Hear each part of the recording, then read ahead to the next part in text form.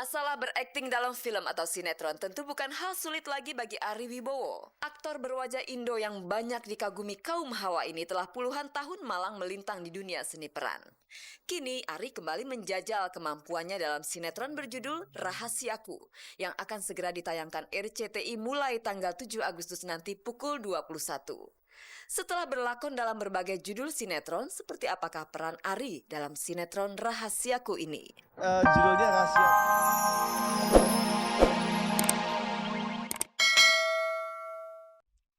Pemirsa, jika Anda penggemar berat Ari Wibowo, apa reaksi Anda jika saya beritahu bahwa Ari Wibowo sudah punya pacar baru? Anda tentu penasaran siapa wanita yang beruntung mendapatkan Ari Wibowo. Dan keberuntungan yang tak terhingga juga sedang dialami oleh Jen Salimar. Kemarin Jen melahirkan anak pertamanya melalui operasi sesar. Tapi sebelum kita lihat seperti apa wajah anak Jen Salimar, kita saksikan dulu wajah cantik kekasih baru Ari Wibowo. Ini dia.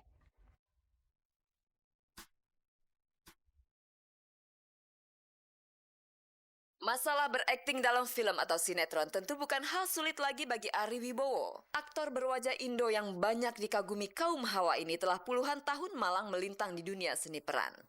Kini Ari kembali menjajal kemampuannya dalam sinetron berjudul Rahasiaku yang akan segera ditayangkan RCTI mulai tanggal 7 Agustus nanti pukul 21. Setelah berlakon dalam berbagai judul sinetron, seperti apakah peran Ari dalam sinetron Rahasiaku ini? Judulnya Rahasiaku karena ternyata memang setelah Ariel mengetahui bahwa dia mengidap kanker otak stadium 3, dia tidak memberitahukan kepada Shirley yang merupakan pasangan yang dia sukai secara diam-diam. Jika dalam sinetron Rahasiaku Ari memendam cinta kepada Shirley yang diperankan Luna Maya, dalam kehidupan nyata Ari tak perlu menutup-nutupi perasaan cintanya kepada Inge Anugrah. Secara terang-terangan Ari menggandeng darah berkulit hitam manis ini pada jumpa pers sinetron terbarunya. Jadi Ari benar-benar kepincut pesona Inge karena raut wajah Ari tak bisa berbohong. Kelihatan bahagia ya? Amin. Itu pacar saya. Sudah berapa lama Ari dan Inge berpacaran? Kita bicara yang lain aja ya. Kalau soal itu saya tidak ingin membahas. 1 bulan lah. Kendati menjawab dengan malu-malu, Inge lebih terbuka dibanding Ari yang enggan menjawab seakan ingin menyimpan sendiri kisah asmara yang baru berjalan 1 bulan itu. Bahkan ketika wartawan ingin mewawancarai keduanya, Ari menghindar bersama Inge.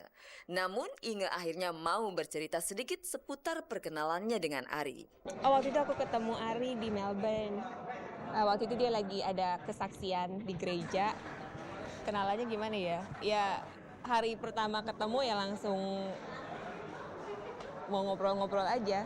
Kesan pertama saat berkenalan, sosok Ari rupanya sangat mengesankan Inge. Semakin hari, Inge semakin kagum dengan sifat Ari yang rendah hati. Pernah waktu itu sampai kita makan di pinggiran di Menteng, dan dia tuh yang baik banget sampai ngebeliin anak-anak di sana makanan. So instead dia give money gitu, dia tuh yang beliin makanan orang-orang di sana, yang beliin minuman juga. So aku yang touch banget waktu ngeliat dia kayak gitu. Apakah kalian sudah membicarakan masalah pernikahan mengingat usia Ari sudah cukup mapan untuk berkeluarga? Oh, namanya kalau udah berani berkomitmen pacaran ya harusnya serius lah.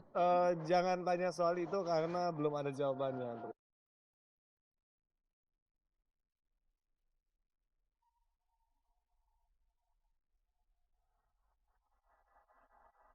Jam 10 pagi kemarin, tepatnya di Rumah Sakit Puri Cinere, Jen Salimar melahirkan anak pertamanya Zarno Jaskilka Fabrio. Seusai menjalani operasi sesar, kendati raut wajah Jen terlihat pucat.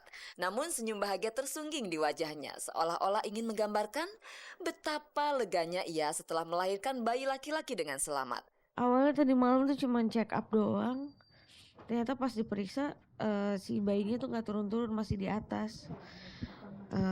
Ya udah, ada dokternya bilang mau nggak mau mesti sesar nih kayaknya. Tali pusarnya tuh udah melilit di leher.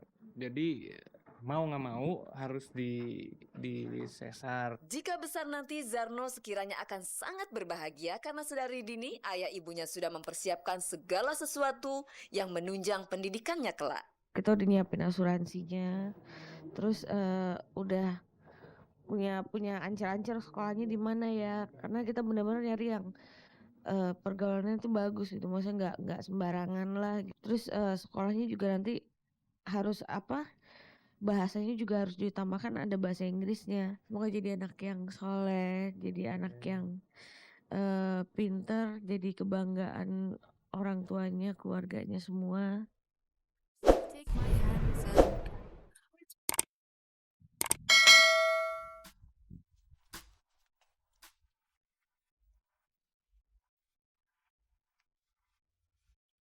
Anak memang anugerah yang terindah.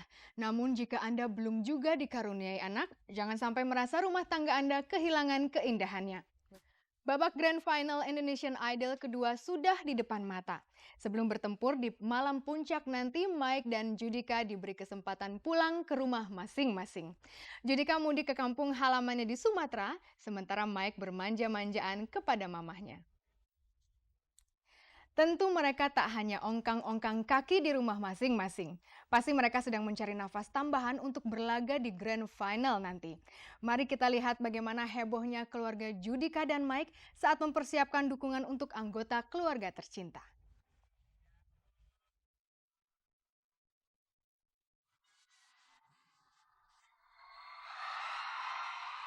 Tinggal selangkah lagi, Judika Nalom Abadi Sihotang dan Michael Prabawa Mohede meraih gelar prestisius Indonesian Idol kedua. Sebelum keduanya bertempur di malam Grand Final yang berlangsung pada tanggal 6 Agustus besok, Mike dan Judika diberi amunisi. Judika memilih balik kampung ke Brastagi, Sumatera Utara yang beriklim sangat dingin. Dengan menghirup kembali udara Brastagi yang segar, Judika berharap mendapat kesegaran baru setelah berbulan-bulan digembleng di ajang Indonesian Idol spektakuler. Lantas kemana The Big Mike? Mike kembali ke rumahnya di kawasan Bintaro. Mike ingin merasakan kembali kehangatan kamarnya dan sekaligus kehangatan ibunda tercinta. Sebagai seorang ibu yang pasti bangga ya. Ya bangga, karena kita semua, Mike sendiri pun tidak menduga kalau dia bisa sampai sejauh ini. Saat Mike meninggalkan rumah ini untuk mengejar mimpi menjadi idola Indonesia, Mike bukanlah siapa-siapa. Sekarang, siapa tak mengenal si besar bersuara lembut ini? Adakah perubahan itu dilihat oleh wanita yang melahirkannya? Perubahan ada, yang aku lihat dia jadi tambah lincah, tambah banyak ngomong.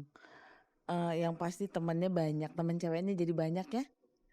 Dia kan katanya, dia kan ditanya-tanya belum punya pacar. Sekarang ini aku nggak tahu nih setelah ini. Cuman kalau aku lihat sekarang kayaknya pulsanya cepat habis. Mike memang sedang merintis jalan untuk menjadi bintang. Jalan menuju bintang itu kini tinggal sejengkal lagi. Mike tak melaluinya dengan mudah, bahkan dia sudah banyak berkorban untuk mewujudkan cita-citanya sebagai penyanyi terkenal, termasuk kuliahnya yang terpaksa berhenti di tengah jalan.